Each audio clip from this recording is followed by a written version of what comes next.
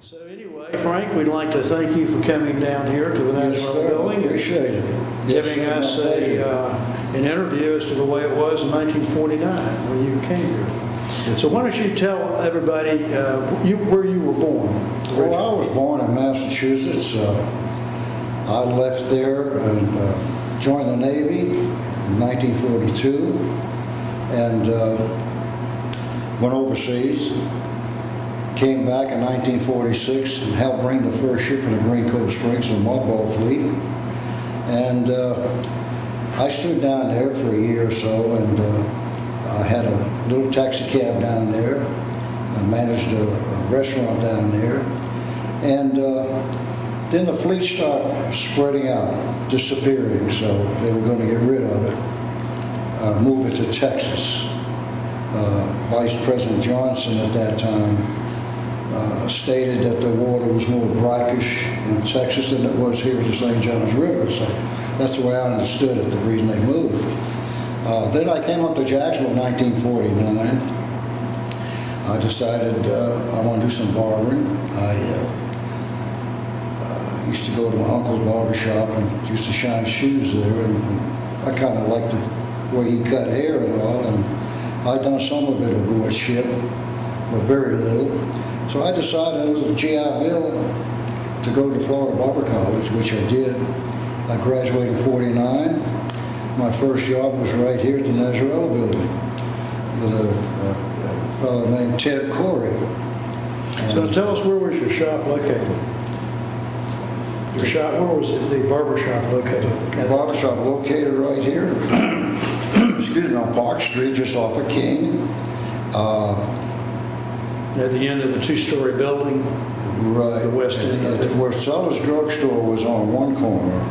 On the far corner was Alford and Leach, insurance agent, and the barbershop was next door to Leach, which is at the far end of the building. So how did you come to meet Mr. Corey and end up working here in the Nazarella building? Through some instructors from the Florida Barber College stated that since I lived in the Riverside area that he was looking for a barber, an apprentice barber. So where in Riverside did you live?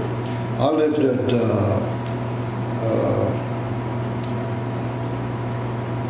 3227 Ernest Street, Riverside. Well, I guess that was between Nelson and Day Street, actually off between Post and MacDuff in that vicinity.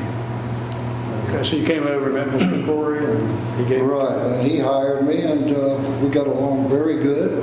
I worked for him since '49 to '57. There was a shop available at the corner of College and King at that time, which I took it over.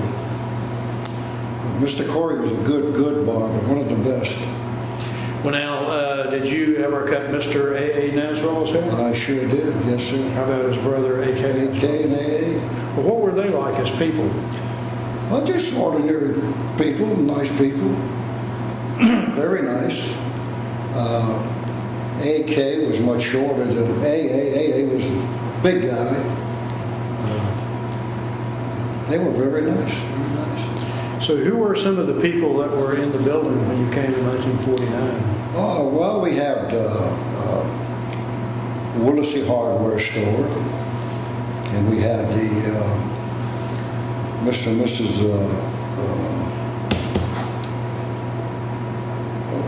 What's her name? Goodmark,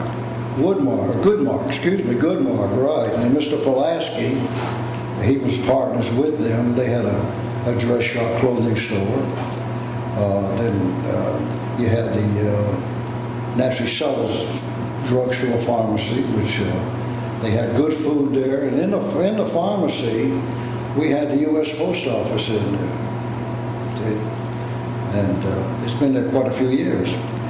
Then we had the liquor store, and it was owned by Lou Moss, and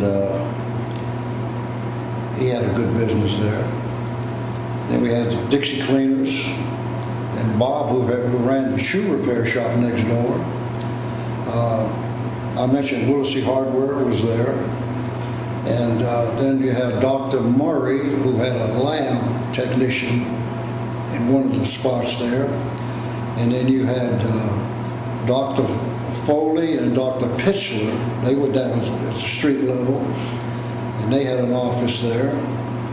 And upstairs in the building, you had, I got it right here, Dr. Ash Williams, Dr. Leo Temples, Dr. Jim Lanier, Dr. Fram, Dr. Morris Price, and then, like I said, Dr. Murray had a lab downstairs, and Foley and Pitcher was downstairs.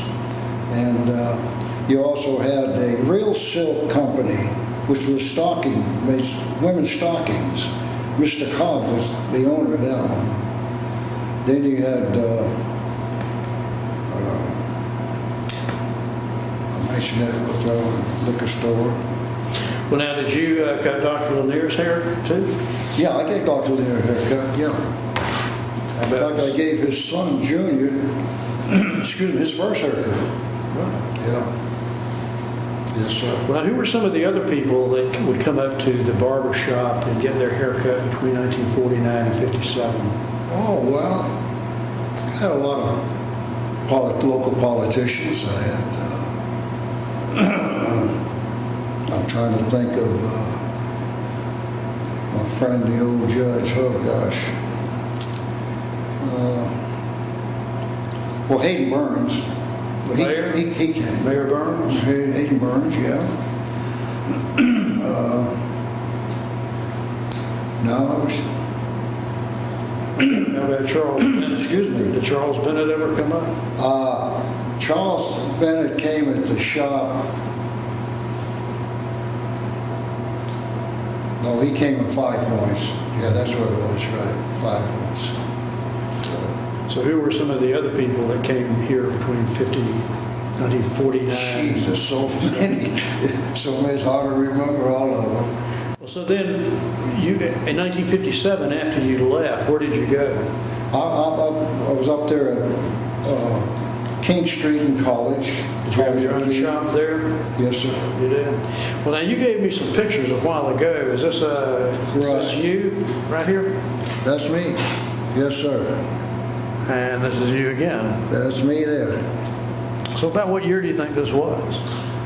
This had to be, well, let's see, 50. Well, I took over this shop in 57. And I left there, I think, 79 or 80, and went to 5 points. And how long did you have a barber shop in 5 points? Let's see, at 5 points, 27, 28 years at 5 points. So I'm still cutting hair. This is my 60th year. Well, you probably cut a lot of people's hair. I have. I've cut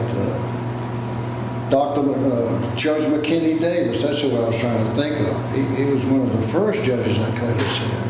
And I cut Ambrose Olive. I cut Charles Mitchell's hair.